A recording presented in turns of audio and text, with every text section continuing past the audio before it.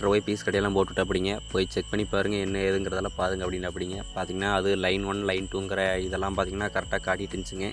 அதாவது லைன் 3 வரைக்கும் காட்டுதுங்க. அதாவது 3 பீஸில் வர கரண்ட்டை பார்த்திங்கன்னா எவ்வளோ வோல்ட் வருது ஒவ்வொரு பீஸ்லேருந்து அப்படிங்கிறதெல்லாம் பார்த்திங்கன்னா தெளிவாக காட்டுச்சுங்க. பார்த்திங்கன்னா சாரில் இருக்கிற பச்சை கலர் சுவிட்ச் அமுத்துறது பார்த்திங்கன்னா மோட்டர் ஆன் வந்துச்சுங்க. அதுக்கப்புறம் மோட்டர்லேருந்து கரண்ட்டு எவ்வளோ ஆம்ஸ் எடுக்குதுங்கிறதெல்லாம் தெளிவாக காட்டுச்சுங்க. அதாவது 15 ஆம்ஸுங்கிறது எடுத்துட்டு இருந்துச்சுங்க.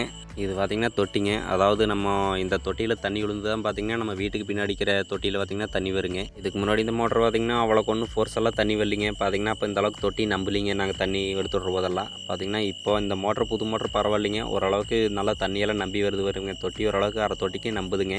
இப்போ பார்க்குற அந்த பைப்பு பார்த்திங்கன்னா கிட்டத்தட்ட ஏர் பைப்புங்க. அதாவது நம்ம தொட்டியில் ஊற்றிட்டு இருக்கிற தண்ணி பார்த்திங்கன்னா இதில் வழியாக வந்து இதில் வந்து ஏர் வாங்குங்க. அதாவது இதே மாதிரி பைப்பு தான் பார்த்திங்கன்னா நம்ம நிலத்துக்குள்ளேயும் போட்டுக்கிறாங்க. அதாவது பார்த்திங்கன்னா இது ஒரு சிமெண்ட் பைப்புங்க. இந்த மாடல் பைப்பெல்லாம் இப்போ வருதே இல்லையான்னு எனக்கு தெரியலிங்க. பார்த்திங்கன்னா இதே பைப்பு பார்த்திங்கன்னா நேராக பார்த்திங்கன்னா